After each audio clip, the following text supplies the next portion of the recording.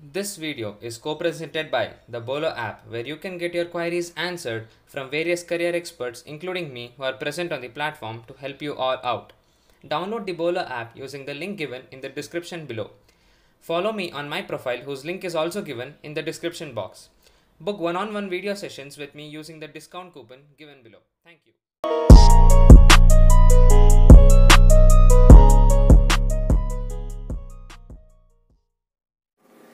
Hello and welcome everyone to my channel Skanda Prasad.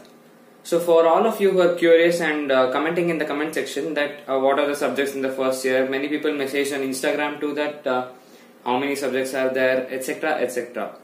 So to clear all of that, although you will get to know this by the time you join your college, but still I'd like to give you an idea beforehand so that you are well prepared as to what is coming next in your engineering first year course. That is either B.Tech or BE. In both of these courses, it will be almost same itself. So actually, let me tell you, just you know all this, but I'll just debrief it to you. Obviously, engineering is a 4-year course, and it is divided into 8 semesters. That is, per year there are 2 semesters, and there are things called as odd semester and even semester. And in the first year, odd semester can be either physics cycle or chemistry cycle for you, and the same way for second semester. If you have first semester as physics cycle, then second will be chemistry. If you have first semester as chemistry cycle, then second semester will be a physics cycle. Now, what do you mean by physics cycle and chemistry cycle? There's nothing great about it. Just in physics cycle, the main subject will be, the representation subject will be just physics. And in chemistry cycle, you'll have chemistry. Rest other subjects are divided, randomly. It depends on the college, whatever they want to keep. I'll be naming all the subjects for you. What are the subjects you'll learn in your first year. And they depends on your college, whether they keep those subjects in either first or second semester, depends on the college. But these subjects will be taught to you in first year in any case. So let's begin with what I learnt in my first year, that too in first semester. My first semester was a physics cycle, and we had engineering physics as one of the subjects. This was the first subject, and it was more, you won't learn, more of mechanics and all in this subject. Engineering physics is more about modern physics, quantum mechanics and quantum free electron theory and many other like quantum stuff, all related to quantum level. Most of it is quantum physics itself, modern physics, all the Heisenberg's uncertainty principle, more of de Broglie waves, such kind of modern physics is what you will learn in your engineering physics. I can't name all the chapters now because even I don't remember exactly, but this is a general idea of what you will be learning in engineering physics. Next comes MES. The first one is EP, that is engineering physics. Next one will be MES, that is mechanical engineering sciences. This is a mechanical subject. You all know that you will be studying common subjects, that is common for all the branches. That is, a subject of each branch will be taught to you, just basics, so that you have a general idea of all branches.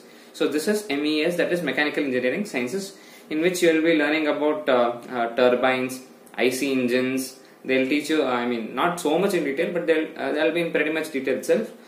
And turbines, IC engines, then you'll learn processes like casting, molding, and you'll also learn theoretically, you'll learn welding, soldering, etc. So these are the stuff you'll learn in your mechanical engineering sciences in theory. That is, you have to learn and write the answers on your paper. Next comes M1, that is mathematics of first semester, right? M1. There are maths will be taught in totally 4 semesters, that is M1, M2, M3, M4. First semester you'll learn M1, which will usually consist of differential equations. You'll learn about rank of a matrix, eigenvalues, eigenvectors. So all these things you wouldn't have much idea about it now. Try to learn if possible. Just go through whatever resources you can find. So this is what you'll learn in first semester mathematics, that is M1. Next comes EM, that is engineering mechanics. Take care that this is a civil subject. That is, some colleges will have it as MOS, that is mechanics of solids. But in our college we call it as EM, that is engineering mechanics. Note that it is not mechanical engineering subject, it is civil engineering subject. Here you will learn about Newton's laws of motions, you will learn about forces, Lami's theorem, you will learn about beams and trusses. That's a bit about civil, like beam, you know that beam, right? On the pillar you keep a beam. That's all related to civil engineering, that is structures and all. Little bit in basics they'll teach, but not so much in detail. Just that how to apply torque, etc. Torque will be called as moment here. So these things you'll learn in engineering mechanics. So it's almost like your mechanics of first view, which you learned in your 11th standard. Almost similar to that itself. Next comes BEE, that is BEE. Full form is Basic Electrical Engineering. This is what you learn, and in that you learn about KCL, KVL, single phase electricity, three phase electricity, and AC and DC machines. So these things you learn, that is generate machines are nothing but classified into two, that is motors and generators, which will generate electricity, which will take electricity to do the rotatory motion. You learn more about it, how the process and the construction of all of them in basic electrical engineering. You will also learn at the last you will learn about measuring instruments and like the safety factors of wiring, all those things, earthing, etc. You will learn about that in the final chapters, but this is what you learn in theory of first semester. Now comes the lab part, that is laboratories. You'll have either one or two labs. We had two. The first one was engineering physics lab, that is EPL, where we learnt about, this is classified into totally three parts, where instrumental analysis you will do, that is measure like voltage and current using an instrument. Just you have to regulate the voltage, you will get the regulation of current, and you have to note down the values, do some calculation, make a graph and show it whether whatever graph it was supposed to come. It was that way. And the next is optics. You have to use microscope and then do some a few things. You will learn in detail. You have to Newton's rings, and you have learned YDSE, right? The Young's double slit experiment. Based on that also there is something. That is about wave optics. And the third part is electricity. So you learn, that's what I told, instrument and electricity. You have to make some connections and find those things are also there. So this is what you learn in engineering physics lab, that is EPL. The other lab is GEP, that is General Engineering Practice. This is there in our college. Not all colleges follow this. Some of them had it before, but they've removed it now. But starting you'll feel this is a bit like kind of not so good. It's a bit shitty. So all this feeling you'll get. What you have to do is here you have to do welding. They'll make you do welding. You'll have to take sheet metal, that is aluminium sheet. It'll be pretty sharp also. You have to make the design on the paper, then stick aluminium sheet on the paper, then cut out the design, then you have to hammer and then like make it into either a cylinder or a cone or funnel or whatever they shape, a tray kind of thing. So all these things they'll tell you to do. And the next thing is what else they do in GEP is they'll make you do a fitting model, that is they'll give you a metal piece. First you have to cut it into half, then you have to make some measurement into it, and then you have to file it nicely, that is you have to rub it till the edges and all become smooth of the metal piece. Then you have to cut it, you have to cut in a shape that one side has a protrusion, the other side has an opening, so that they fit properly. You have to make that by rubbing and cutting nicely. So that's what you do in GEP lab. This is all thing which I learnt in first semester. You'll feel there's not not much of use. Yes, it's true, no engineers do it welding and all these days. Now we have laser welding, etc.